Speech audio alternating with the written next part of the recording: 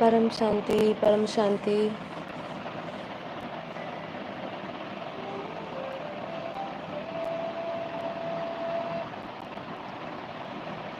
बेहद की good morning. बेहद की परम महाशांति है। सभी दिव्य आत्माओं का, बेहद की आत्माओं का परम परम स्वागत है परम शांति मोटिवेशन एंड मेडिटेशन चैनल में। मैं साक्षी आप सभी का हार्दिक स्वागत करती हूँ हमारे डेली लाइव मेडिटेशन में 5:30 to 6:30 में। तो कैसे हैं आप सब? आशा करती हूँ आप सब अच्छे होंगे, बेहद के आनंद में होंगे, बेहद की खुशी में होंगे और बेहद की परम शांति में होंगे। तो चलिए शुरू करेंगे आज का हमारा एपिसोड नंबर 765। तो फटाफट ज्वाइन कर लीजिए और फटाफट आ जाइए, स्टेटस में मैसेज में डाल दीजिए कि आज का लाइव शुरू हो चुका है।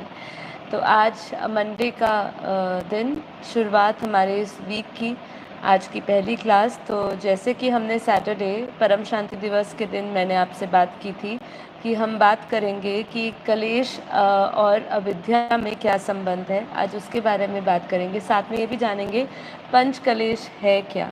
ठीक है, तो महत्वपूर्ण टॉपिक इसीलिए है क्योंकि आज हम चाहे किसी भी प्रकार की साधना में हो, किसी भी प्रकार से किसी से भी जुड़े हो, चाहे किसी भी योग संस्था से जुड़े हो, किसी भी संस्था में जहाँ हम आध्यात्मिक अपनी जर्नी चला रहे हो, हर स्थान पर जहाँ पर भी जाएंगे समस्या यही रहने वाली है। ये निजी समस्या है कलेश।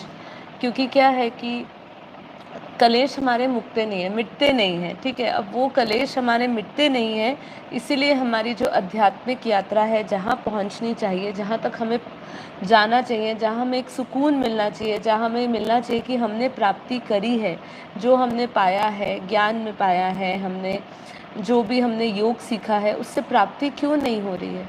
प्राप्तियाँ इसलिए नहीं होती क्योंकि हमारे जो भीतर में जो कलेश पड़े हुए हैं, जो भीतर में हमारे संस्कार पड़े हुए हैं, वो समाप्त नहीं होते। जैसे कि अगर हम योग सूत्र में बात करें तो पंच कलेशों की बात करिए, जिसमें से अविद्या बोला गया है, अस्मिता बोली गई है, राग बोला गया है, द्वेष बोला गया है। ठीक है, तो ये सब चीज़ें हैं। इसके सिवा और भी है, हम इसको चर्चा में लाएंगे अभी, और साथ साथ समझेंगे कि इन कलेश को मिटने का हमारा उपाय क्या है, निवारण क्या है। हम जानते हैं ये कलेश है, लेकिन हम इसके प्रति कुछ कर क्यों नहीं पाते हैं? क्यों इसका संबंध हमारे पिछले एक टॉपिक से भी रहेगा, जिस पर हमने चर्चा करी थी, जो था चित्त। कि चित्त क्या है, चित्त और चित्त में हमारी पड़ी हुई वृत्तियाँ जो है वो कहाँ से आती है, ये सब हमने चर्चा करी थी। वो एपिसोड ज़रूर देखिएगा। मैं ये एपिसोड ख़त्म होने के बाद उसको डिस्क्रिप्शन बॉक्स में पिन करके ज़रूर डाल दूँगी, कमेंट बॉक्स में डाल दूँगी। जिन्होंने नहीं देखा है वो एपिसोड देखिएगा। ठीक है, तो चलिए शुरू करते हैं आज का हमारा जो एपिसोड है, और आशा करते हैं आज के एपिसोड में आपके बहुत सारे डाउट क्लियर होंगे। ठीक है, तो शुरू करने से पहले एक बार मुझे कंफर्म कर दीजिए, आप सभी को मेरी आवाज़ सही आ रही है, कोई समस्या नहीं है, क्लियर है आवाज़, कोई ज़्यादा डिस्टर्बेंस नहीं है, या इंटरनेट की थोड़ी समस्या है? हो सकता है कि कभी कभी जो है इंटरनेट बीच में ब्रेक हो जाता है। तो आशा करती हूँ अभी मेरी आवाज़ क्लियर होगी अभी आप सबको। जी, ओके,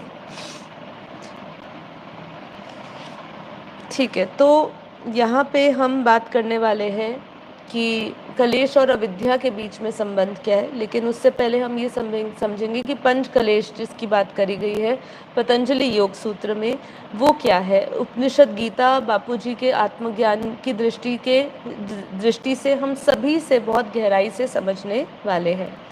तो यहाँ पे पतंजलि योग सूत्र में एक सूत्र आता है जिसमें 2.3 में बता रहे हैं, अविद्या, अस्मिता, राग, द्वेष, अभिनिवेशा है कलेशः। अर्थात 5 प्रकार के कलेश बताए गए। मानसिक और आत्मिक दुख और अशांति का जो मूल कारण है वही कलेश है। ठीक है, तो कलेश पहला, जैसे अविद्या।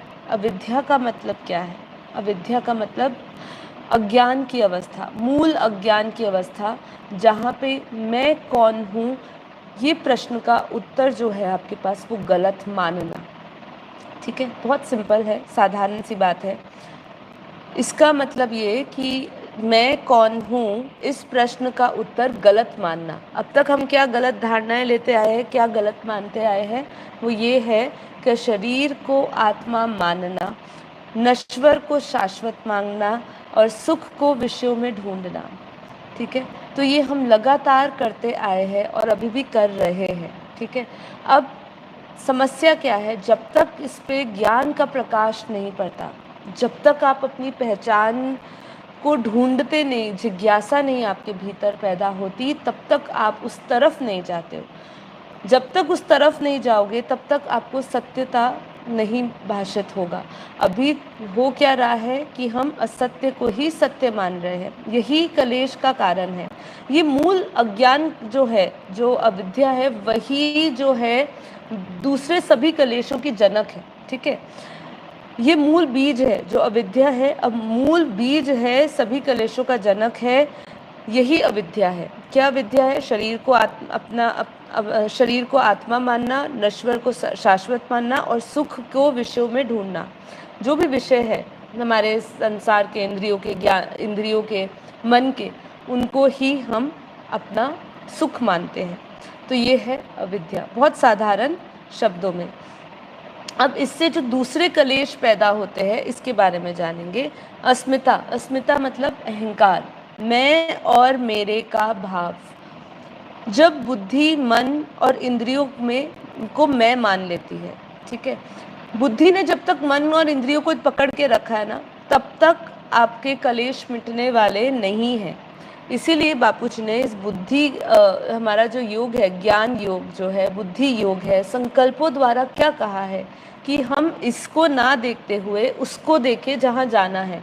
क्योंकि जब तक बुद्धि इस मन में बंधी हुई है, मन को पकड़ी हुई है, जकड़ी हुई है, इंद्रियों में जकड़ी हुई है, तब तक उसका जो निर्णय होगा वो निर्णय भी क्या होगा, वो निर्णय सिर्फ संसार प्राप्ति और संसार से जुड़े हुए सुख और सुविधाओं को प्राप्त करना रहेगा। लेकिन जब तक वो मैं और मेरा भाव नहीं खत्म करेगा, जब तक वो बुद्धि वहाँ नहीं लगाएगा जहाँ उसको जाना है या जहाँ से वो आया है, जब तक वो इन सब चीज़ों में नहीं घिरेगा, तब तक उसकी अस्मिता नष्ट नहीं होगी। और चैलेंज ही यही है कि सभी आत्माओं में, मैं आज गारंटी से कह रही हूँ, हो सकता है किसी को मेरी बात अच्छी ना लगे, कोई भी बैठा हुआ है, कहीं पर भी बैठा है, कहीं ना कहीं, कभी ना कभी उसको सूक्ष्म अहंकार आता ही है। चाहे हम हो, अगर वो आता है तो बहुत अच्छी अवस्था है कि अगर आप उसको जान लेते हो और उसको जानते ही चेक करके उसी टाइम अपने आप को ठीक करते हो, उस अहंकार से अपने आप को बचाते हो और वापस समर्पण भाव में आते हो। लेकिन यदि आप उस समय राइट टाइम पे समर्पण में नहीं आते हो, उस समय अकर्ता भाव में नहीं आते हो, तो वो आपका अहंकार जो बीज है, बीज रूप में जो सूक्ष्म में पड़ा है, वो बड़ा हो जाता है और आपको पता ही नहीं चलता है। इसलिए अस्मिता, अहंकार को मिटाना, ये सबसे बड़ा हमारा कलेश है। मैं और मेरे का भाव को ख़त्म करना, मैं ही सब कुछ, वही जो है मेरे को सुने, सब ये जो भी भाव हमारे अंदर होता है ना, ये अस्मिता है। ठीक है, तो बुद्धि को सबसे पहले सही दिशा दो, सही जगह पे लगाओ, वही मन को नियंत्रण करेगा और मन से ही इंद्रियां नियंत्रित होगी। फिर आता है राग। राग तो हम सभी जानते हैं, आकर्षण। किसका? जिन अनुभवों को हम जी रहे हैं, संसार में रहते हुए जिन अनुभवों से हमें सुख मिल रहा है, उनका पुनः अनुभव करने की जो हमारे अंदर लालसा रहती है। आप देख लीजिए, जो भी आपने जीवन में अनुभव किए होंगे अब तक, अपनी पूरी उम्र देख लीजिए, जिस भी उम्र के आप पड़ाव में हो, और वापस बैक में जाइए। ठीक है, और फिर देखिए, कोई भी वो इंसिडेंट को याद करिए। ठीक है, और उस इंसिडेंट में आपको क्या होगा, वो याद आएगा ही आएगा। सुख के भी इंसिडेंट याद आते हैं, दुख के भी याद आते हैं। ठीक है, वही हमारी चुनौती होती है कि हम उन सारी स्मृतियों को हटाएं। एक व्यक्ति की रील मेरे सामने आई और जायज़ सी बात है, वो ज्ञानी नहीं था, आत्मज्ञानी नहीं था, ब्रह्म ज्ञानी नहीं था, इसलिए वो दुख से घिरा हुआ था। उसने बताया उसके जीवन की थोड़ी सी, हंसते हुए बता रहा था, लेकिन अंदर उसके छिपे हुए दुख को बता रहा था कि जब वो 5 साल का था तो उसके पिताजी गुजर गए थे। 11 साल का था तो उसकी माता जी गुजर गई थी। उसके बाद से वो अकेले ही ये पूरी यात्रा कर रहा है। कई लोगों के साथ ऐसा हुआ होगा, कोई बड़ी बात नहीं है, लेकिन उसकी रील आई तो मैं आपके सामने वो रख रही हूँ। फिर उसके बाद उसने कहा कि मेरे 2 बच्चे हैं जो लापता है, मैं 35 साल से उन बच्चों को ढूंढ रहा हूँ। उसकी उम्र लगभग 75 साल की रही होगी। फिर उसके बाद उसने कहा कि उसकी जो बीवी है वो भी कुछ ही वर्षों पहले वो भी समाप्त हो गई, उन्होंने भी उनका भी शरीर शांत हो गया। अब वो कह रहे हैं कि उससे पूछा कि आप इस जीवन में कुछ ऐसा बताइए जिसको आप भूलना चाहोगे। ये बात कहाँ से शुरू हो रही है वो बात रह गई बताना। उससे किसी ने पूछा कि आप ये बताइए कि आप कौन सी चीज़ को भूलना चाहोगे। तो उसने कहा कि अब तक जितना भी मेरा सफ़र रहा है ना, वो मैं भूलना चाहूँगा। तो उसने कहा क्यों? तो उसने फिर ये बताया कि मैंने अपने जीवन में दुख ही दुख देखे, कहाँ यहाँ तक मैं कैसे पहुँचा हूँ मैं जानता हूँ, और क्या क्या मेरे को चुनौतियाँ और संघर्ष आए हैं। तो मैं वो पूरा सब कुछ भूल जाना चाहता हूँ। तो जब ये बात उसने कही तो एक चीज़ मन में स्ट्राइक हुई कि इतना दुख और कलेश के बाद भी व्यक्ति आत्म जागृत नहीं होता है। आत्म जागृति अगर किसी की हो जाती है, वो आपके लिए इस जीवन में रहते हुए बहुत बड़ा आपके लिए वरदान है। ठीक है, इस वरदान को हमें बहुत अच्छी तरह मतलब साथ में लेकर चलना चाहिए, क्योंकि ये वरदान कब हमारे हाथ से चला जाए, कब हम माया में फंस जाए, ये हमें नहीं पता चलता है। इसीलिए ये अभ्यास और पुरुषार्थ को डेली करने के लिए कहा गया है। अच्छा, तो अभी हमने राग, जो आकर्षण जो है हमारे, जो भी हम अनुभव कर रहे हैं संसार में, सुख के अनुभव कर रहे हैं, उनको वापस अनुभव करने की लालसा। काश वो समय वापस आ जाए, काश मैं ऐसा वापस कर लूँ, काश वो व्यक्ति के साथ बीता हुआ हर पल वापस आ जाए। ये हमारे सभी के अंदर होती है, क्योंकि कोई ना कोई आपने जीवन में ऐसा व्यक्ति भी या संबंध भी खोया होगा जिसमें आपने बहुत सुख पाया होगा, लेकिन जब वो आपसे छूट जाता है तब आपके अंदर क्या आता है? क्या उन्हें पुनः अनुभव करने की लालसा, या वो यात्रा का एक हिस्सा समझ के आगे बढ़ना? बहुत मुश्किल है ये अध्यात्म, जो ये यात्रा है ना, बहुत मुश्किल है, क्योंकि इसके अंदर एक एक आपका जो व्यवहार है, जो आपकी नीयत है, वो ज्ञान के हिसाब से जज होती है। क्योंकि जब जब आप ज्ञान को यूज़ करके आगे बढ़ते हैं ना, तभी आप इस माया जाल से जा पाते हो। बाकी उपाय तो बहुत सारे हैं। भक्ति योग करेंगे तो उसमें तो आपको बहुत आनंद मिल सकता है, लेकिन वो आपको कहीं पहुंचाएगा नहीं, आपको मोक्ष तक नहीं पहुंचाएगा, आपको जन्म मरण से नहीं छुटकारा पाएगा। ठीक है, तो ये चीज़ जो है हमें समझना है कि ज्ञान की दृष्टि जब हमारे अंदर आती है तो ही ये पंच कलेश हमारे मिटते हैं। अभी राग था, अब है द्वेष। द्वेष विरोध या नफरत की जो हमारे अंदर भावना रहती है। जिन अनुभवों से दुख हुआ, जिस अनुभव से हमें दुख हुआ, उनसे दूर जाने का प्रबल हमारे अंदर भावना रहती है। अब इसमें क्या है, ये राग का उल्टा द्वेष है। चाहे राग हो चाहे द्वेष हो, जब तक आप राग में हो, जब तक आप द्वेष में हो, दोनों ही आपके कर्म बंधन बनाए हुए हैं। अगर आप उनसे, उन प्रबल इच्छा है उनसे मुक्त होने की, या वो भावना से मुक्त होने की, तो आप कैसे हटेंगे, कैसे? क्योंकि देखिए, आज संसार में बहुत सारे लोग बहुत सारी विद्याओं को प्रैक्टिस कर रहे हैं, ऐसी ऐसी साधनाओं में लगे हुए हैं, कोशिश कर रहे हैं कि अगर किसी से किसी को वैर है तो वो वैर को मिटाए, लेकिन वो वैर मिटता नहीं। प्रबल इच्छा रखी है, प्रबल भावना है छोड़ने की, पर संस्कार उनको ये करने नहीं देते। उनके जो संस्कार जो पड़े हैं, वही संस्कार बदलना जो है ना, वो बहुत बड़ा एक काम है। तो ये संस्कार कैसे बदले?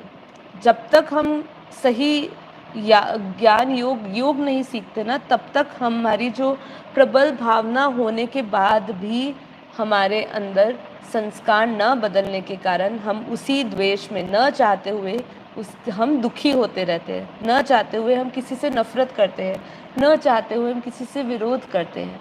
ये हमारे संस्कार नहीं है, और ज्ञानियों के तो बिल्कुल नहीं है। यदि ज्ञानी किसी से विरोध कर रहा है, अगर उसके अंदर सूक्ष्म में भी किसी के प्रति नफरत है, तो ये याद रखिए, आप ज्ञानी नहीं है। अपने आप को खुद ही टाइटल दीजिएगा, किसी से पूछिए नहीं। कोई आपको आके ठप्पा लगाए कि आप ज्ञानी हो अज्ञानी हो। आपके पास आत्मज्ञान है, आत्मा का अनुभव है, ब्रह्म ज्ञान है, क्या आपके अंदर दिव्य गुण आए हैं? दिव्य गुण आए हैं तो सबसे पहले ये कलेश मिट जाने चाहिए। ठीक है, तो ये नहीं मिट रहे हैं तो अपने आप को ज्ञानी बोलने का हमारे पास कोई अधिकार नहीं है।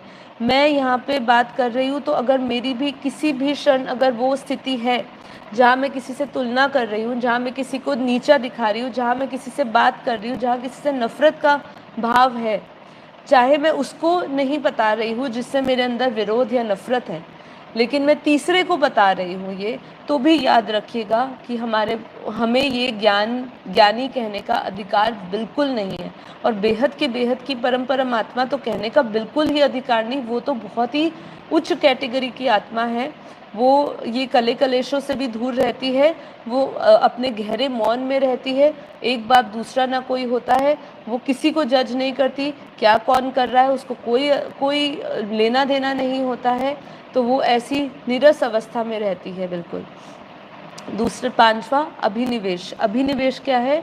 जो सबसे बड़ा भय, मृत्यु का भय या जीवन के साथ जो चिपकाव है, मतलब जो जीवन जीना और जीना चाहते हैं, अभी और जीना है, अभी जिया ही क्या है, हमने देखा ही क्या है दुनिया में, ऐसा सोचते हैं। मैं समाप्त ना हो जाऊं, इस भय से जीवन के हर क्षण में चिपक जाना।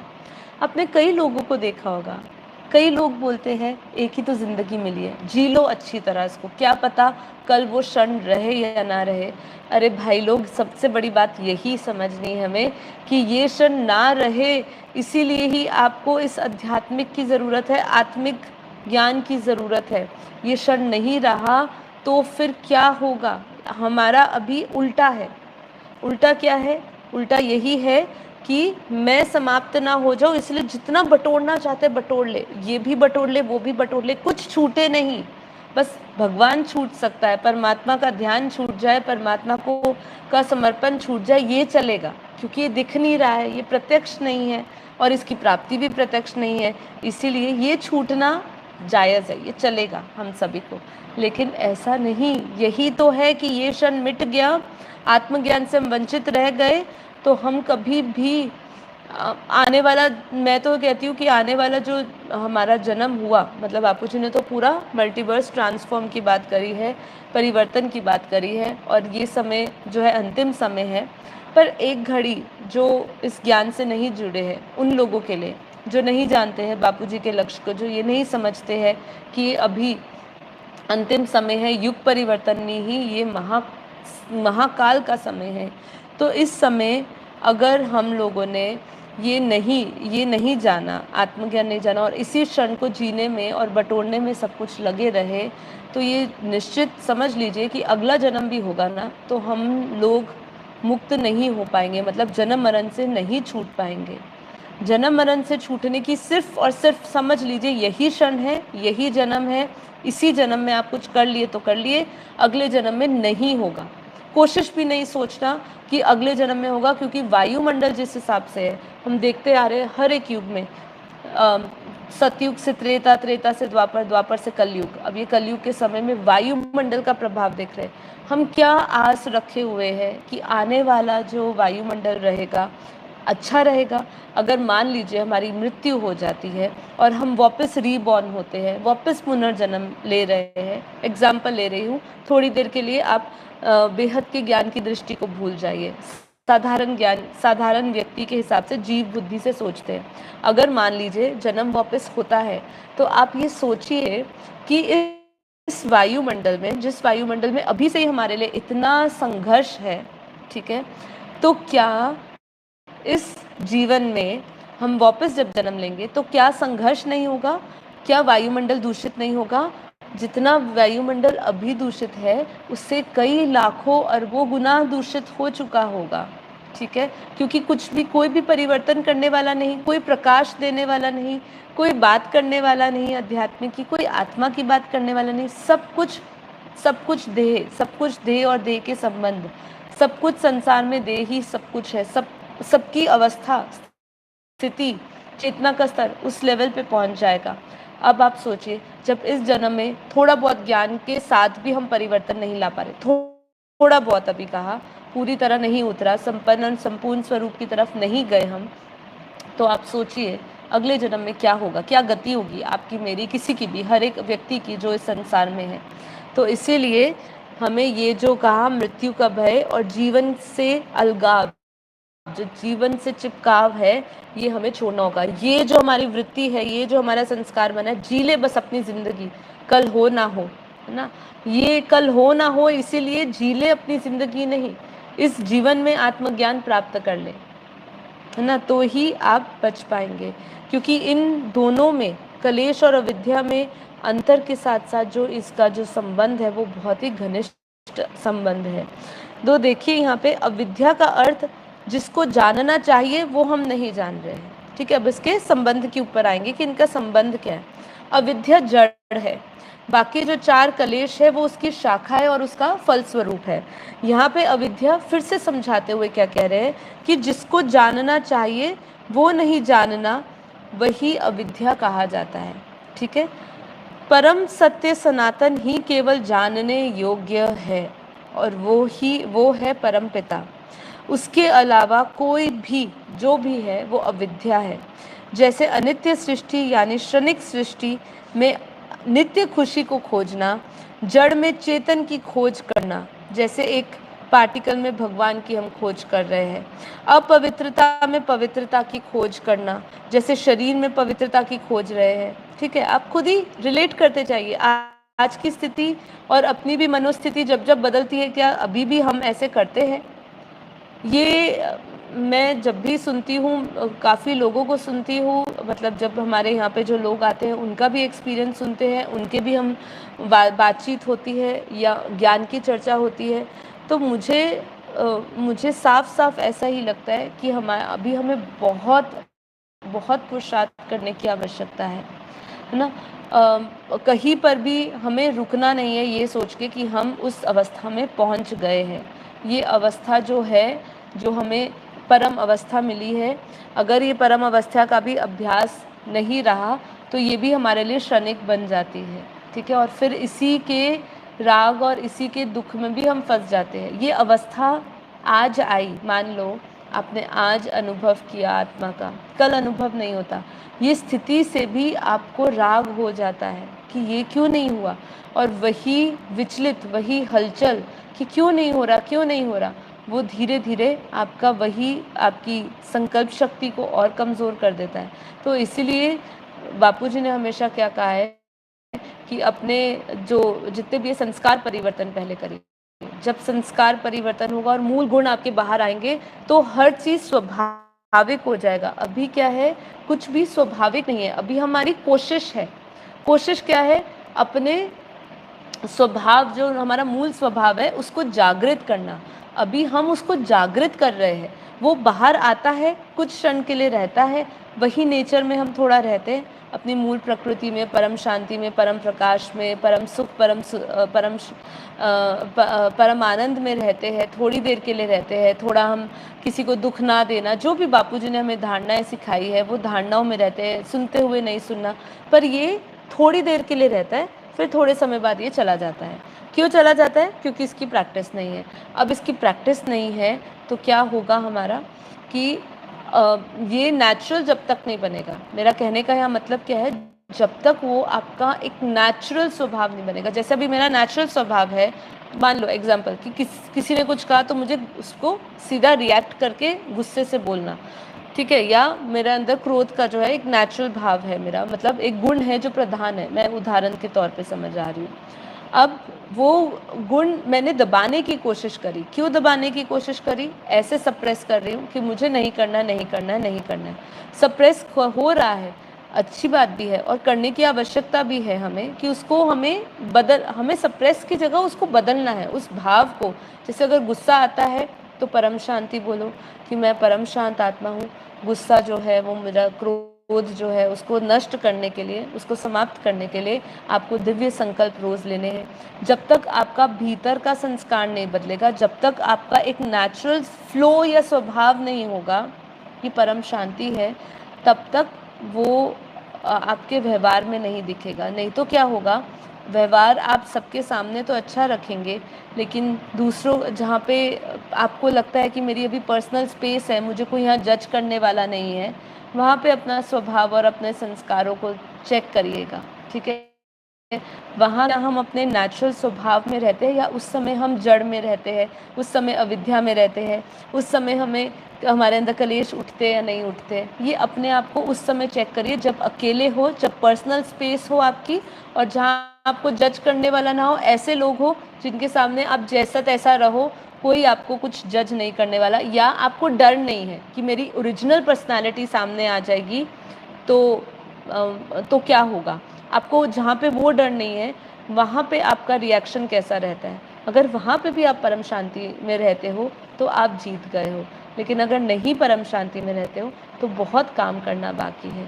ठीक है, तो मैं हमेशा इधर बैठते हुए भी यही सोचती हूँ, मुझे निरंतर परिवर्तन करना है। जब तक मैं संपूर्ण स्वरूप अपने सभी मूल गुणों को धारण नहीं कर लेती, जो बापूजी ने हमें मूल गुण दिए हैं, परम शांति के, परम आनंद, परम प्रकाश के, इसको मैं धारण नहीं कर लेती, मेरा जो ऑरा है, मेरा जो कवच है, मेरा वो फ्लो नहीं हो जाता, वो वाइब्रेशंस नहीं बन जाते कि कोई भी आए आपकी उस एनर्जी को पहचाने, आपके शब्द या आपकी बातों से आपको ना बोले कि हाँ ये व्यक्ति बहुत अच्छा है, इसका दृष्टांत बहुत अच्छे है, इसका जो भी इसका परसेप्शन है, बिलीफ है, वो बहुत अच्छी है।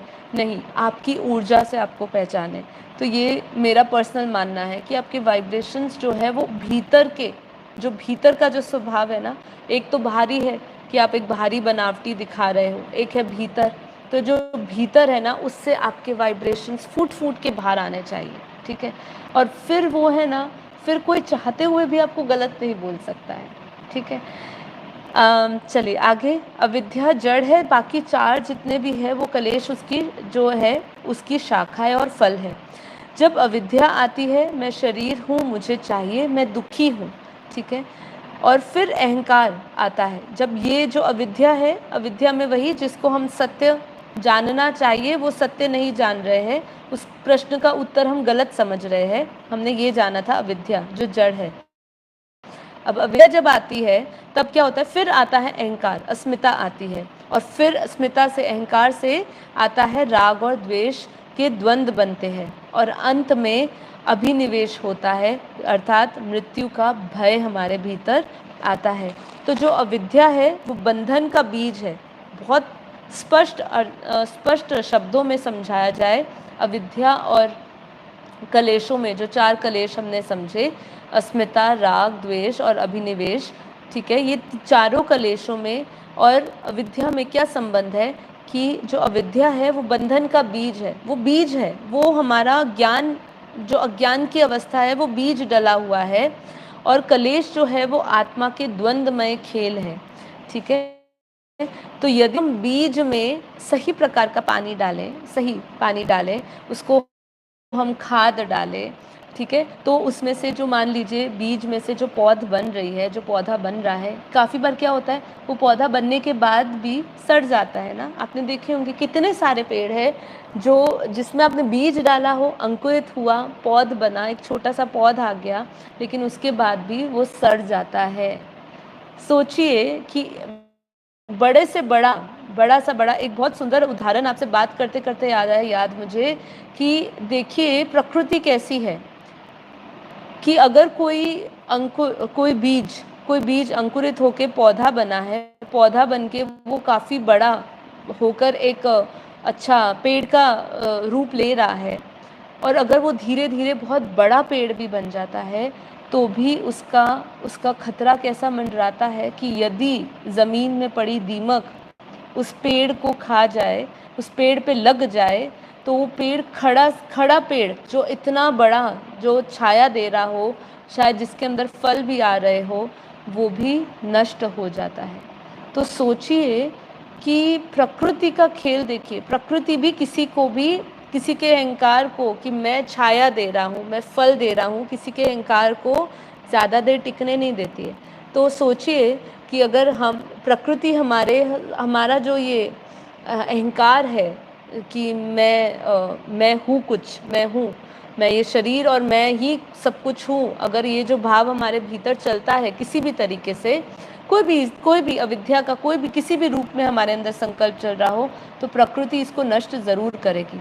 अगर और कोई नष्ट नहीं करेगा, जब ये शरीर जाता है, आपकी सुख समृद्धि एक ही दिन में चली जाती है। जैसे बापूजी ने कहा, उस समय आता है जब जो राजा होता है, वो भी राजा भी रंक बन जाता है, वो भी रोड पे आ जाता है, रोडपति, करोड़पति भी रोडपति हो जाते हैं, रातों रात हो जाते हैं। तब उनकी अहंकार को ठेस पहुंचता है। अंत करने के लिए ये है। अविद्या का अंत मतलब क्या है? आत्म जागृति होना, आत्मा की जागृति होना। कलेशों का अंत मतलब क्या है?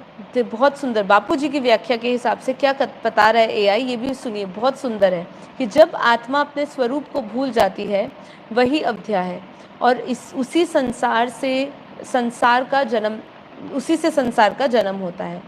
कलेश आत्मा को नीचे खींचती है और आत्मज्ञान उसे ऊपर उठाती है। अविद्या का अंत मतलब आत्मा की जागृति, और कलेशों का अंत मतलब परम शांति की शुरुआत। तो जब जब आपके भीतर से मैं और मेरे का भाव जाएगा, जब आपके भीतर से जिज्ञासा जाएगी, वो आकर्षित करने वाली चीज़ों के प्रति, उसकी प्रति जो लालसा बनी है वो ख़त्म होगी। जब जब आपके भीतर नफरत और विरोध खत्म होगा किसी के भी प्रति, जब आपके अंदर मृत्यु का भय समाप्त होगा, और ये जो अलगाव है जीवन जीने का और एक क्षण, वो जब अलगाव समाप्त होगा तभी आपको परम शांति की आपके भीतर तरंगे उठेगी, वही परम शांति की शुरुआत होगी। 4 कलेश मिटेंगे, परम शांति आएगी, पर उससे पहले अपनी अविद्या का हमें अंत करना होगा। ज्ञान के प्रकाश से जो चीज़ गलत है उसको गलत समझो, जानो, जानने योग्य जो है सिर्फ वही है परम सत्य ज्ञान, आत्मिक ज्ञान, वही जो है जानने योग्य है। बाकी कुछ भी जानने योग्य नहीं है, वो सब धरा का धरा रह जाएगा। वो विद्या किसी काम नहीं आएगी, वो विद्या आपको मोक्ष नहीं लेकर देगी, वो विद्या आपको जन्म मरण से छुटकारा नहीं पाएगी, आपको देगी नहीं। ठीक है, तो यहाँ पे कह रहे हैं अविद्या वह नींद है ना। अविद्या वो नींद है जिसमें आत्मा भूल जाती है कि वह कौन है, और कलेश वो दुस्वप्न है, मतलब दुष्स्वप्न है जो इसी नींद में पैदा होता है। कितना सुंदर है, कितना सुंदर व्याख्या समझा रहे हैं कि अविद्या नींद है, ठीक है, जिसमें हम भूल जाते हैं कि आत्मा, कि हम कौन हैं, कि हम आत्मा है, हम भूल जाते हैं, अपनी पहचान भूल जाते हैं। और कलेश उसी नींद में जो है स्वप्न है, उसी गहरी नींद में, सोए हुए नींद में हम बुरा सपना देख रहे हैं, वो बुरे सपने पैदा होता है, वो उसी नींद में वो बुरे सपने पैदा होते हैं। जागो, देखो कि तुम आत्मा हो, तुम परम शांति हो, ये आपको अपने आप को निरंतर देखना है। तो आखिरी में, अंत में यही कहना है कि जो अनित्य सृष्टि यानी जो क्षणिक सृष्टि है में नित्य खुशी को खोजना, मतलब नित्यता को खोजना, और जड़ में चेतन को खोजना, अपवित्रता में पवित्रता को खोजना, जैसे शरीर में पवित्रता का खोजना, पवित्र केवल चेतना ही है। दुख में सुख खोजना, अर्थात ये स्थूल सुख में चेतन रूप ऊर्जा हर पल नष्ट हो रहा है, भोग की सामान्य संस्कार बनता जा रहा है। मतलब ये जितना भी हमने स्वभाव पकड़ा रखा हुआ है ना, जिसको हम बदल नहीं रहे हैं, ये हमारे और संस्कार कड़े करते जा रहा है और दृढ़ हो रहा है, और यही संस्कार कालांतर में दुख का कारण बन जाता है। हर तन्मात्रा के आनंद दुख का ही कारण है, आत्मा का बंधन का कारण है। इस बात को नहीं समझे तो आत्मा परम आनंद से वंचित हो जाएगी। इसीलिए बापूजी ने हमें क्या कहा है, 3 चीज़ बापूजी ने अपने योग में और अपने हमें हमेशा संकल्प लेने के लिए कहा है कि तुम परम सुख में हो, तुम परम शांति में हो, तुम परम आनंद में हो। ये 3 स्वभाव अपने भीतर इस तरीके से लाइए, इस मूल स्वभाव से ऐसे जुड़िए, ऐसे व्यवहार में आए, अपने ऐसे वाइब्रेशन से बन जाए कि ये नेचुरल हो जाए। ठीक है, तो इसीलिए कलेश मिटाइए, अपना ज्ञान को जागृत करिए। ज्ञान के प्रकाश में जैसे ही आएंगे ये कलेश ढक जाएंगे, कलेश मिट जाएंगे। ठीक है, तो ज्ञान ही सर्वश्रेष्ठ है। तो चलिए, हमारा ये एपिसोड कलेश का और अविद्या का यही समाप्त होता है। आशा करती हूँ आपको ये अच्छा लगा होगा। देखिए, ये चीज़ कोई नई नहीं है। देखा, आपने बोला, आप कई लोग जो आते होंगे वो भी यही समझते होंगे, ये बात तो डेली है। डेली इसीलिए ही है क्योंकि हम बार बार इन्हीं भावों में बार बार आते रहते हैं। ठीक है, तो ये भाव से हम हमेशा के लिए मुक्त रहे, इसलिए अपने आप को रिमाइंडर देना पड़ेगा। कलेश से मुक्त रहे, अपने आप को याद दिलाते रहे बार बार कि मैं दिव्य आत्मा हूँ, दिव्य गुणों से सजा हुआ हूँ। मेरे अंदर ये जो भी संस्कार मैं देख रही हूँ ये शरीर के, मन के है। मन को पवित्र बनाना है, मन को शुद्ध करना है। ज्ञान से मन को पवित्र करें, मन को शुद्ध करिए। मन में किसी के प्रति भी वैर द्वेष कामनाएं सब समाप्त कर दीजिए। हम डेली इस चीज़ की बात कर रहे हैं। डेली आपको सुन के बोरियत भी हो जाती होगी कि हाँ वही, अब तो अवस्था, चेतना की अवस्था उच्चतम से उच्चतम पहुंच चुकी है। अब हमारी अवस्था ऐसी होनी है या हो गई है, आंखें बंद करी और हम उस बेहद की कला के परम धाम में स्थित हो गए। ठीक है, उस गहरे मौन में जाते ही चले गए। मैंने अपनी वाणी को विश्राम दिया और मैंने आंखें बंद करी और मैं उस गहरी अवस्था में पहुंच गई हूँ। गहरी अवस्था में पहुंच गए हैं, बाप में लीन हो गए हैं, उस परम धाम में स्थित हो गए हैं, परम प्रकाश में स्थित हो गए हैं, परम आनंद में स्थित हो गए। फिर काफ़ी लंबे समय तक करते करते, मान लो 2-5 मिनट, 10 मिनट, आधा घंटा यही अवस्था बनी रही। फिर अचानक से, अगर वो संस्कार नहीं बदला हुआ है, कहीं भीतर छुपा हुआ है, सूक्ष्म रूप में छिप जाते हैं। ये कैसे है? ये जो इसको थोड़ा समझिएगा, बहुत ध्यान से समझिएगा। सूक्ष्म आत्माएं कैसी होती है? मतलब बापूजी कहते हैं कि जब तंत्र मंत्र विद्याएं हो रही होती है ना, तो जो आत्माएं पोजेस्ड सोल्स होती है, ये आप ध्यान से समझिए। एक जगह पे कनेक्शन स्थापित करने की कोशिश कर रही हूँ कि जब आत्माएं किसी आत्माओं से घिरी होती है, उनके अंदर आत्माओं की प्रविष्टाएं होती है, और जब तंत्र मंत्र और ये सब विद्याओं के द्वारा उस आत्मा को, उसके भीतर जो आत्मा प्रवेश करी है, उससे उसको मुक्त कराया जाता है। तो बापूजी कहते हैं कि यदि कोई आत्मा बहुत गहरे कारण शरीर से, उससे कर्मों से जुड़ी है और वो कई कारण शरीर तक वो पहुंच चुकी है, तो उसको निकालना आसान नहीं होता है। उसके ऊपर कोई भी प्रकार का इलाज हो रहा होता है, कुछ भी चीज़ें हो रही होती है, वो कहीं ना कहीं दब जाता है। उसकी एनर्जी, वो एक छोटा सा सूक्ष्म सेल के रूप में कहीं छिप जाता है आपके भीतर ही, वो निकलता नहीं। उस समय आप एकदम नॉर्मल हो जाते हो। ठीक है, फिर जब सारी जो भी ट्रीटमेंट्स आप पे चल रही हो, जो भी तरीके का आपने तंत्र मंत्र का सहारा लिया हो, वो विद्याएं सब समाप्त हो जाती है। फिर उस थोड़े समय के लिए लगता है कि अब आप बिल्कुल ठीक हो चुके हैं, तो फिर वो थोड़े समय तक ठीक चलता है। फिर अचानक से वही आत्मा वापस आपके ऊपर कंट्रोल करती है या आपको हावी आपके ऊपर हो जाती है।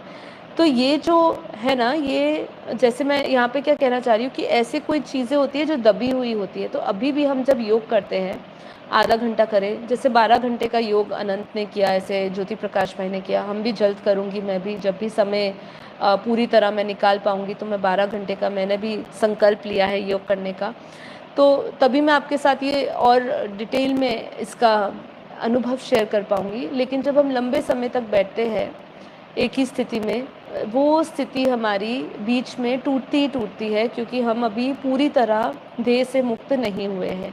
देह बांध से पूरी तरह नहीं, हमारा जो देह से जो कनेक्शन बना हुआ है हमारा, वो पूरी तरह समाप्त नहीं हुआ है। तो यहाँ पे कहने का मैं तात्पर्य क्या था कि मान लीजिए अभी तो मैंने अपने संस्कारों को, जो संस्कार परिवर्तन की बात कर रहे हैं, लेकिन जो अभी मेरे कोई जड़ संस्कार पड़े हैं, जो वृत्तियाँ पड़ी है मेरे अंदर, ठीक है, वो वृत्ति अगर कोई ख़राब करने की है या कुछ वृत्ति प्रधान है जिसको मैंने अभी सप्रेस किया हो, और मैं बार बार यही संकल्प ले रही हूँ, मैं दिव्य आत्मा हूँ, बेहद की आत्मा हूँ, परम परम आत्मा हूँ। ये प्रैक्टिकल एग्जांपल दे रही हूँ कि काफ़ी बार ऐसा होता है, 1 घंटे बाद, आधे घंटे बाद जब आप बैठेंगे, लंबा समय का अगर ध्यान कर रहे हो, योग कर रहे हो, तो वो भाव वापस प्रत्यक्ष होने लगे आपके भीतर, वो भाव आपके अंदर, वो भावनाएं उत्पन्न होने लगे। किसी के प्रति रिकॉर्डिंग्स तो पड़ी है ना, अभी तक रिकॉर्डिंग्स तो डिलीट हुई नहीं है। हम वो परम प्रकाश ले रहे हैं दादाजी से, वो परम प्रकाश लेकर कारण शरीर में सारी स्मृतियों को डिलीट करना है। यही हमारा सबसे बड़ा चैलेंज है।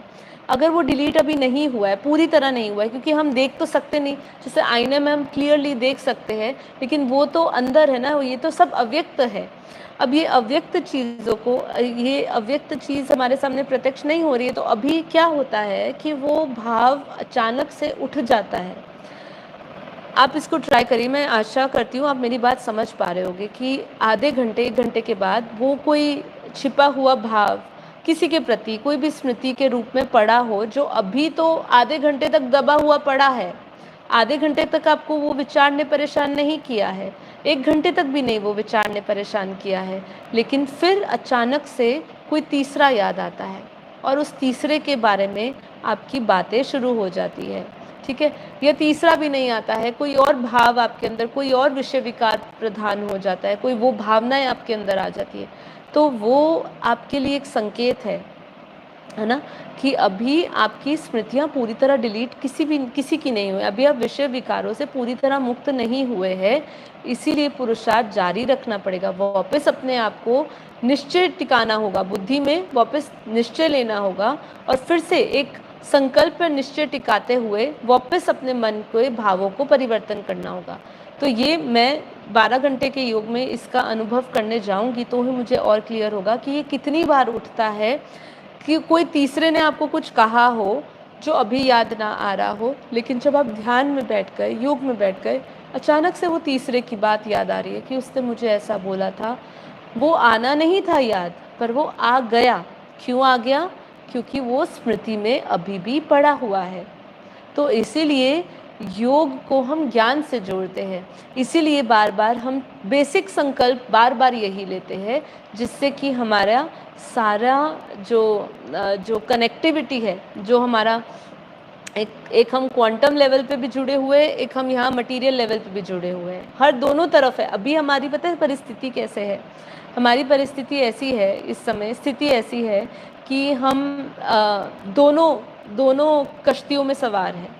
यहाँ पे भी संसार भी है हमारे लिए और हमारे लिए बेहद का ज्ञान भी है, या हमारे लिए अध्यात्म जगत भी है। दोनों की तरफ हमने पैर रखा हुआ है। कोई आज ये नहीं कह सकता मैंने संसार को छोड़ा हुआ है, ठीक है। पूरी तरह संसार को छोड़ना मतलब बहुत बड़ी अवस्था है। हम अभी कर्मयोगी है। अब कुछ ने ये नहीं कहा है कि घर बार छोड़ो, और ये घर बार छोड़ने वालों के लिए भी ज्ञान नहीं है, ये घर बैठे हुए सन्यासियों के लिए ज्ञान है।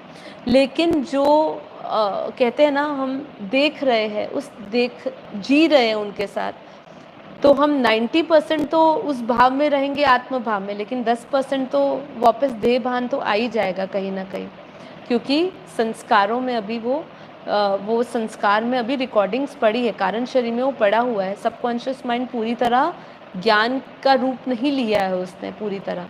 जब सबकॉन्शियस माइंड पूरी तरह ज्ञान के भावों से भर जाएगा, ज्ञान से युक्त हो जाएगा, तो आपके अंदर वो एक नेचुरल फ्लो आएगा कि जब आप सबके साथ रहते हुए उस अध्यात्म में ही होंगे, तो वो जो अवस्था है वो बहुत उच्चतम होगी अवस्था, ठीक है।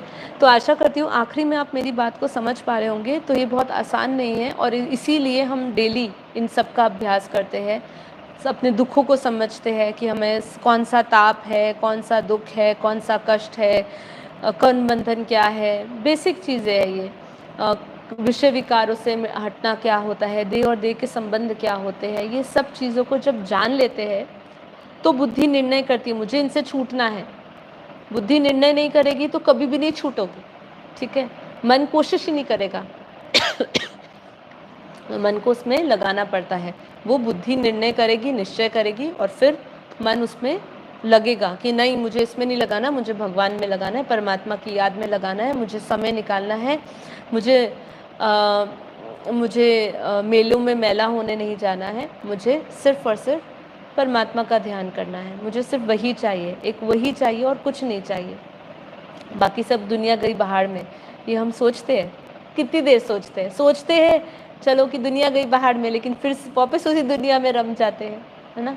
तो ये है आज का हमारी स्थिति। तो इस स्थिति को बेहतर बनाने के लिए ही रिपीट मोड में सुनना पड़ता है, जब तक वो आपका नेचुरल स्वभाव ना बन जाए। चलिए अभी हम योग करेंगे। हमारे पास जो भी बाकी समय बचा हुआ है 15-20 मिनट का, तो हम उसमें योग करते हैं, परम शांति के संकल्प फैलाएंगे और अपने आत्म स्वरूप की अनुभूति करेंगे।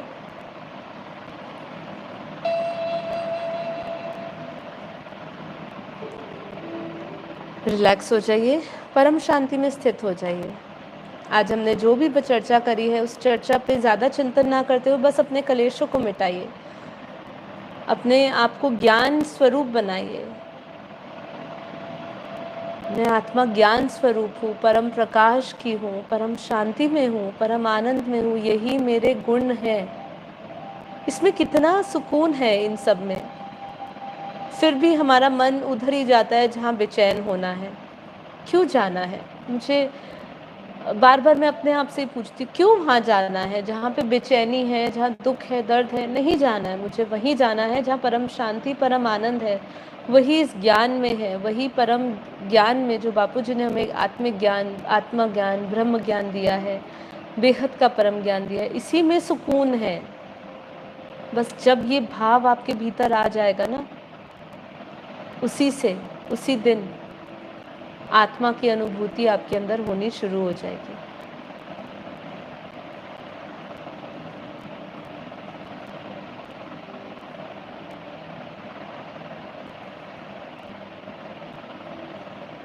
आज हमारा ध्यान का जो विधि है वो बहुत अलग रहने वाली है।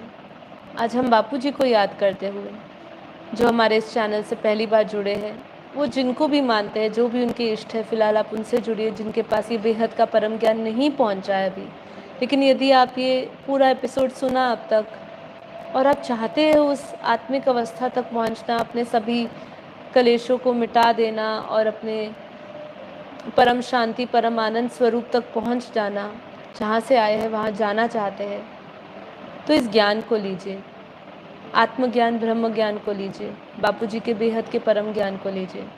तो विधि यही रहने वाली है कि हम बापूजी से पावर लेंगे। उनको याद करते हुए इनके चित्र में विचित्र रूप को देखिए, उनसे पावर लीजिए, उनसे प्रार्थना करिए, हे बेहद के बापूजी, दादाजी, आप हमें परम प्रकाश, परम शक्तियाँ दे, हमें आत्मबल दे, आत्मशक्ति दे, कि हमारे सारे कलेश मिट जाए, सारे अविद्याएं मिट जाए। अपने रोम रोम में, हर एक सेल में, हर एक कोशिकाओं में, हमारे हर एक सेल में रिकॉर्डिंग्स पड़ी है, स्मृतियाँ पड़ी हुई है। वो सभी स्मृतियों में बेहद के दादाजी से जो परम प्रकाश आ रहा है, परम पवित्र लाइट आ रही है, परम तत्व आ रहे हैं, उनको अपने भीतर समाते जाए और इस तरीके उसको उसमें रम जाए, उस ऊर्जा में, उस परमार्थ की शक्ति में, कि आपका हर एक डीपेस्ट लेयर का जो लेवल का जो परिवर्तन आपको महसूस हो। हर एक सेल के भीतर जो स्मृतियाँ पड़ी है ना, वो बदलती जाए, बदलती जाए, प्रकाश से भरती जाए, परम प्रकाश से भरती जाए, और बाकी सारे भाव जो जड़ता से जुड़े हुए हैं, जो कलेशों से जुड़े हुए हैं, वो सब मिटते जाए। क्योंकि केवल एक परमात्मा की शक्ति है जो आपके सारे कर्मों को डिलीट कर सकती है।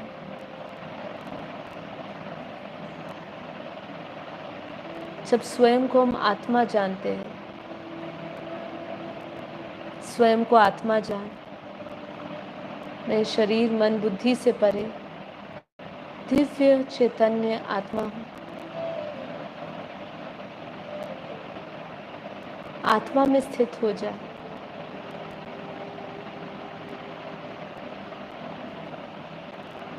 परम प्रकाश में स्थित हो जाए।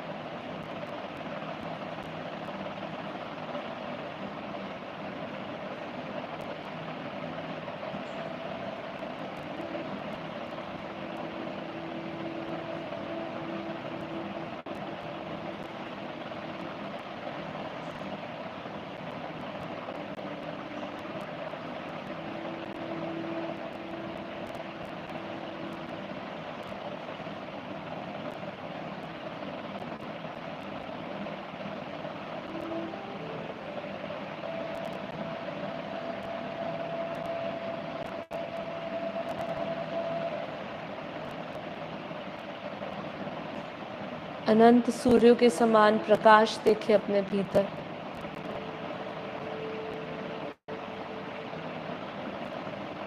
प्योर वाइट लाइट, परम प्रकाश, परम शांति में स्थित।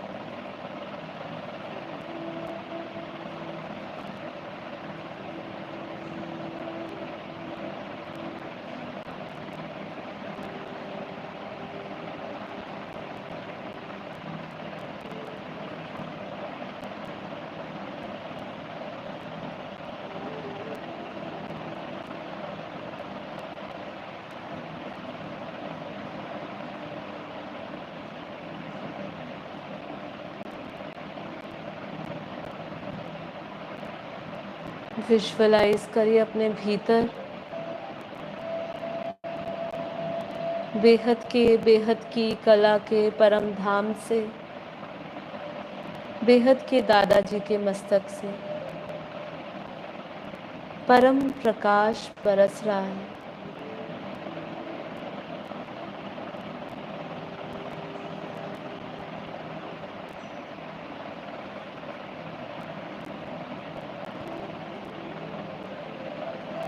परम प्रकाश बरस रहा है, परम लाइट बरस रही है।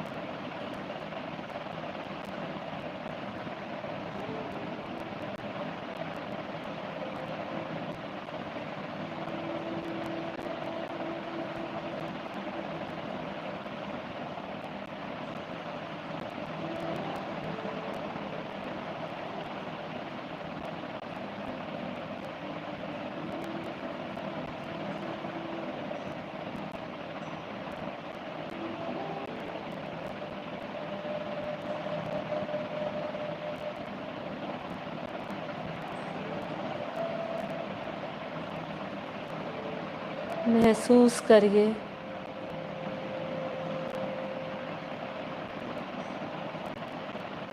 विजुअलाइज करिए बेहद के दादाजी के मस्तक से परम प्रकाश मुझ आत्मा में आ रहा है।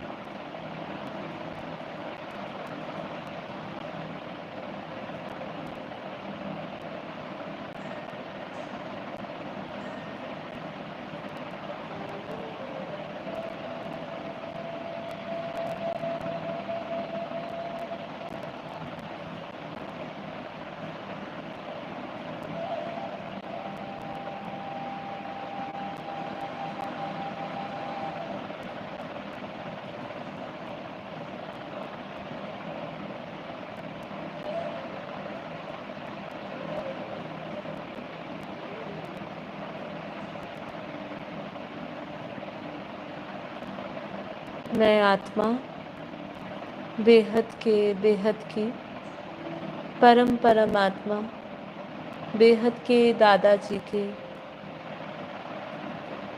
परम प्रकाश परमार्थ शक्ति दिव्य ऊर्जाओं से भर रही हूँ। मैं कारण शरीर, सूक्ष्म शरीर, स्थूल शरीर में परम प्रकाश परम पवित्र लाइट को महसूस करें।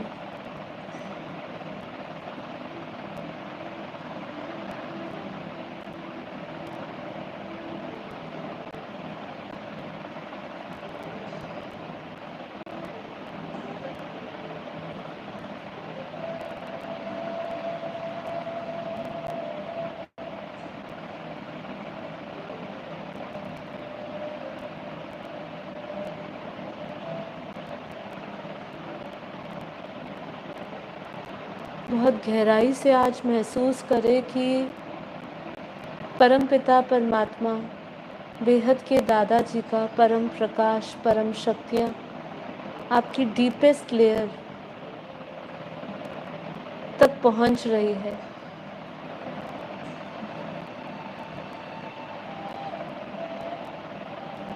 महाकारण शरीर, कारण शरीर, सूक्ष्म शरीर और फिर ये स्थूल शरीर, परम परम परम प्रकाश, परम पवित्र लाइट, बेहद की कला के परम धाम की वो चुंबकीय शक्ति से भर रही है। इस बेहद के करंट को अपने भीतर महसूस करें, उस चुंबकीय शक्ति को अपने भीतर महसूस करें और उस खालीपन को भी महसूस करें, क्योंकि एक एक स्मृतियाँ नष्ट होती जा रही है, एक एक कर्म रिकॉर्ड डिलीट होता जा रहा है। हर एक सूक्ष्म से सूक्ष्म अणु में परमात्मा प्रकाश, बेहद के दादाजी की परम लाइट पहुंच रही है।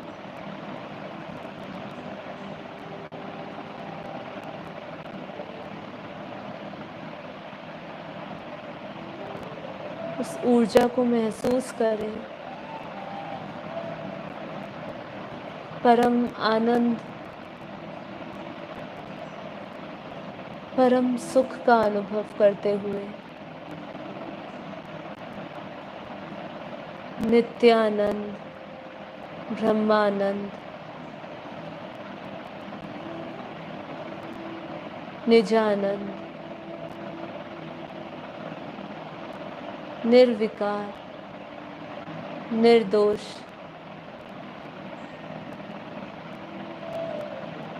निर्लिप्त, निरंजन,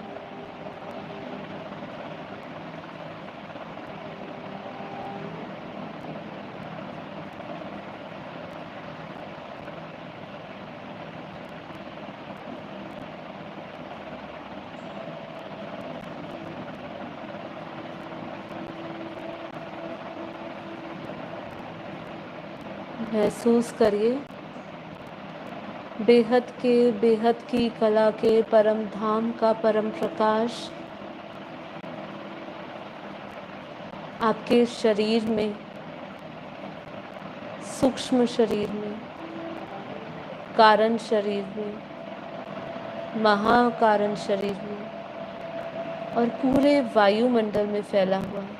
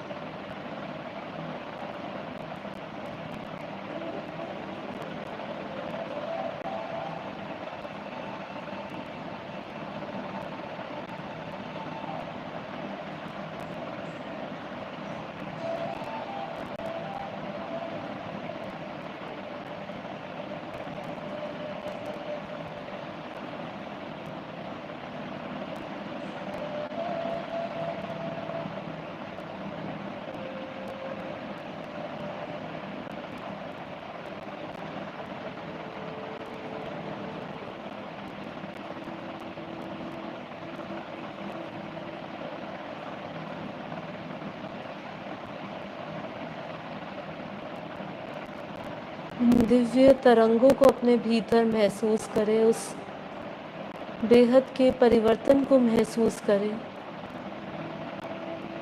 मैं आत्मा, बेहद की आत्मा, बेहद के दादाजी के परम प्रकाश छत्र छाया में परम शक्तियों के नीचे हूँ और मुझ आत्मा के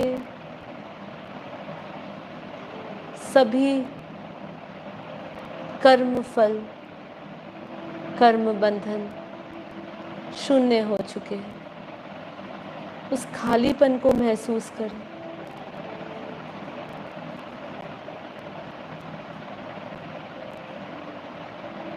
उन स्मृतियों का खो जाना महसूस करें।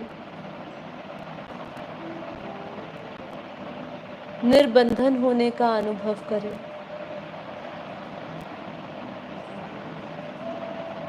यदि वास्तव में आपने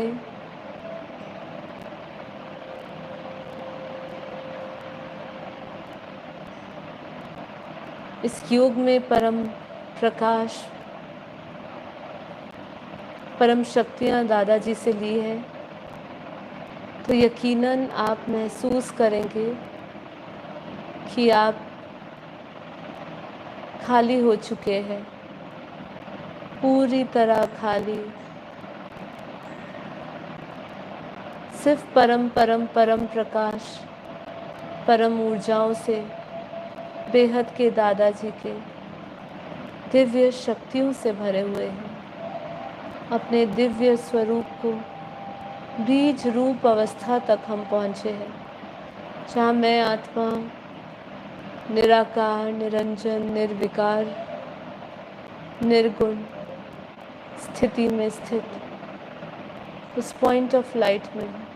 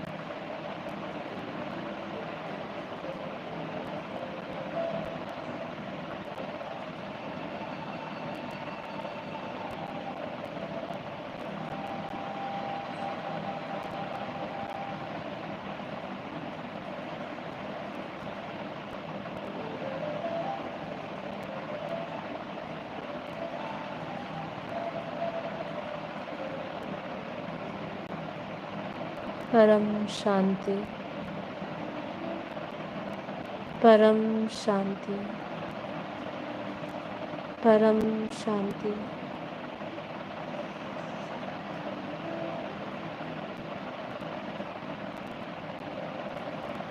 आप सभी दिव्य आत्माओं का दिल से धन्यवाद। माँ बापूजी, नीरू माँ को कोटि कोटि नमन और ढेर सारा प्यार। इस योग के प्रयोग को बार बार करें। अपने भीतर के सारी स्मृतियों को, क्लेशों को, द्वंद्वों को मिटाएं। आत्मस्थिति का निरंतर और नित्य अभ्यास करने के लिए बहुत ज़रूरी है कि ये बार बार हमारे संस्कार वापस ना उछाल मारे। इसलिए वो सभी संस्कारों का परिवर्तन करते हुए अपने मूल संस्कारों को पकड़े, अपने मूल स्वभाव को पकड़े। यही पुरुषार्थ करना है। आप सभी का धन्यवाद। परम शांति।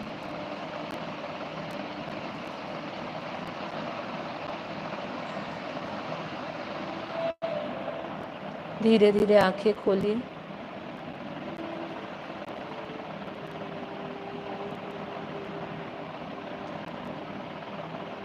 परम शांति। आज का जो हमारा योग बहुत छोटा सा रहा है, बहुत ज़्यादा हमने नहीं किया, लेकिन आज हमारा विशेष योग इसी पे रहा है कि हम अपनी हर एक वो स्मृतियों को समझने की कोशिश करिए। लड़ाई उसकी है कि हम हमारी स्मृतियों को मिटा नहीं रहे हैं, मिट नहीं रही है। दादाजी से हमने पूरा प्रयास किया है कि हम उनको जब अपनी बुद्धि में उनके चित्र को लाते हैं, या जिस भी इष्ट को, जिनको जिसमें भी आपकी श्रद्धा है, जिनको भी अभी आप याद कर रहे हैं, परमात्मा से जुड़ना योग है। योग में उस परमात्मा से जुड़िए, अपने क्रिएटर को पहचानिए, क्रिएटर का ज्ञान लेकर उनसे जुड़िए। वो मेरा क्रिएटर है, उससे पावर लीजिए, परम प्रकाश अपने भीतर उतारिए और संकल्प लीजिए कि वो परम प्रकाश आपके भीतर, आपके हर एक, है ना, एक छोटी से छोटी सूक्ष्म से सूक्ष्म, जितना भी आप स्थूल में देख रहे हैं, सूक्ष्म में देख रहे हैं, कारण शरीर में देख रहे हैं, जो भी छोटे से छोटा अणु है, उसके अंदर एक एक के अंदर रिकॉर्डिंग्स है। वो सारी रिकॉर्डिंग्स जो है वो क्लियर हो रही है, और वो परम प्रकाश ही है जो क्रिएटर से आएगा, आपको वही क्लियर कर सकता है। ठीक है, तो वो समर्पण के साथ उनसे प्रकाश लेते रहे, परम लाइट लेते रहे, परम शक्तियाँ लेते रहे, उसको भरते रहे, जब तक आपके मूल संस्कार की जो परतें हैं वो खुलकर आपकी जो ऊपरी परत है वो भी उससे ना ढक जाए। ठीक है, तो इसीलिए आप इसका अभ्यास करिए। और जब भी आपके भीतर कोई भी द्वंद्व उठे, जो स्वाभाविक है, आ जाए तो घबराइए नहीं, ये क्यों आ गया, ये नहीं आना चाहिए था। अरे भाई आएगा, हम 5 तत्वों में है। जैसे कहते हैं ना बापूजी की काजल की कोटली, दाग लागे ही लागे। तो इस संसार में भी ऐसे दाग हमारे ऊपर कई लग चुके हैं, अब वो दाग का गहरा घाव हो चुका है हमारे भीतर, है ना। अब वो गहरे घाव को मिटने में आपको कितना मेहनत करनी पड़ेगी। वो घाव कैसे, वो परमात्मा प्रेम में जब हम जाएंगे, परमात्मा से शक्ति लेंगे, उन एक रूप अवस्था उनसे रखेंगे, एक रस अवस्था उनमें आ जाएगी, योग युक्त हो जाएंगे, एक बाप दूसरा ना कोई भाव आ जाएगा, तो वो पावर बरसने लगेगी, और वो पावर आपके रोम रोम में उतरेगी, और फिर धीरे धीरे स्मृतियाँ समाप्त होगी। पर इसको आप चेक करते रहा करिए अपने जीवन में। जब जब आपके जीवन में कोई भी ऐसी परिस्थिति आती है, फिर आपका कैसा रहता है चेक करिए। लेकिन चेक करते समय ये ज़रूर ध्यान रखिए कि आप अस्मिता में ना फंसिए, मैं और मेरे भाव में ना फंसिए कि देखा मैं इसमें से निकल गया, ऐसा हो गया। ठीक है, वो उसमें भी समर्पण होना चाहिए। ये ज्ञान हजम करना और इसको धारण करना दोनों बहुत अलग है। इसको जानना और जानने के बाद उसी स्वरूप में स्थित रहना, दोनों बहुत अलग अलग अलग पुरुषार्थ है। जैसे हम कहते हैं ना, थियोरिटिकल हमने समझा, पर जब तक हम प्रैक्टिकल नॉलेज उसकी नहीं लेते, जब तक हमें किसी ने कुछ बताया, जब तक हम लैब में जाके उसको प्रैक्टिकल नहीं करते, तब तक हमारा कहीं ना कहीं जो पढ़ाई है वो अधूरी रहती है। इसीलिए हर एक चीज़ के, बापूजी के बताए हुए हर एक ज्ञान के हर एक पॉइंट्स को धारण करते हुए उसका धारणा मूर्त बने, है ना। तो बापूजी के हर एक कथन जो भी उन्होंने कहा है उस पे चलिए, है ना। तो इसी से ही आपको प्राप्तियाँ होगी, इसी से ही आप अपने परम शांति स्वरूप में निरंतर रहेंगे। तो आज के लिए इतना ही। कैसा लगा एपिसोड ज़रूर बताइए। यदि आपको अच्छा लगा तो उसको ज़रूर लाइक करिए, शेयर करिए, सभी को बताइए। सभी जानते होंगे, लेकिन सबको बताना है, आवश्यक है कि इसको भूलना नहीं है, इससे हमें निकलना ही है, डेली निकलना है। और करते रहिए। एक दिन उस परम अवस्था को ज़रूर हम प्राप्त हो जाएंगे।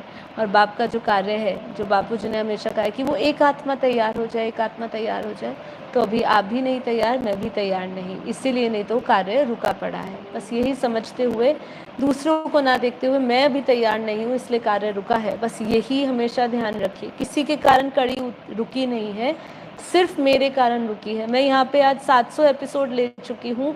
700 एपिसोड के बाद 30 साल के बाद भी मैं यही कह रही हूँ कि मैं तैयार नहीं हुई है, नहीं तो होती तो शायद अब तक, जो बापू जी ने कहा कि वो एक आत्मा हो, तो अभी भी कोई ना कोई कलेश द्वंद तो अंदर बैठा होगा, अभी भी कोई ना विषय विकार सूक्ष्म में बैठा होगा, जो अभी आपके सामने नहीं होगा, आपको हम पूर्ण दिख रहे होंगे, लेकिन कहीं ना कहीं वो बैठा होगा। मैं इसको स्वीकार करती हूँ, आप भी हिम्मत करके उसको स्वीकार करिए और उस पर काम करिए। जिस दिन काम पूरा हो जाएगा, उस दिन हमारी ये भाषा या शब्द की कोई वैल्यू नहीं रहेगी, सिर्फ प्रत्यक्षता होगी। उस दिन प्रत्यक्षता का नगाड़ा बजेगा। ठीक है, तो नीचे ज़रूर कमेंट में लिखिए कि मैं स्वीकार करता हूँ कि मेरे अंदर अभी भी कुछ कलेश होंगे, द्वंद्व होंगे, अभी भी मेरे अंदर कहीं ना कहीं ज्ञान का जो ज्ञान युक्त अवस्था होनी चाहिए, उसमें कहीं ना कहीं कुछ छूट रहा होगा, जिसके कारण मेरे कारण कुछ काम रुका हुआ है। तो मैं उसको पूर्ण करने की जिम्मेदारी लेता हूँ, मैं अपनी जिम्मेदारी लेता हूँ, मैं स्व परिवर्तन की जिम्मेदारी लेता हूँ। तो ये स्व परिवर्तन की जिम्मेदारी करिए, नीचे ही कमेंट करिए, मैं स्व परिवर्तन की जिम्मेदारी लेता हूँ, मैं अपने आप के संस्कारों का परिवर्तन करने की जिम्मेदारी लेता हूँ। फिर अपने आप ही विश्व देखा जाएगा, होता रहेगा। विश्व की चिंता वो करने के लिए बैठे हैं, फिलहाल आप अपनी चिंता करो। वो कह रहे हैं, एक एक को कह रहे हैं भगवान कि तू अपना चिंता कर, तू अपना आत्म सुरक्षा कर, बाकी तो विश्व का सब होता ही जाएगा। जब आप खुद ही केंद्र बन जाओगे ऊर्जा के, तो कौन रोकेगा आपकी ऊर्जा को? कौन परम शांति को फैलाने से रोकेगा? कोई नहीं रोक सकता है। ठीक है, तो आज के लिए इतना ही। एपिसोड पसंद आया तो लाइक ज़रूर करेगा। आप सभी का धन्यवाद, मिलते हैं कल। आज के लिए इतना ही। आप सभी का दिन शुभ रहे, परम प्रकाश से भरा रहे, परम शांति से भरा रहे। आप सभी का धन्यवाद।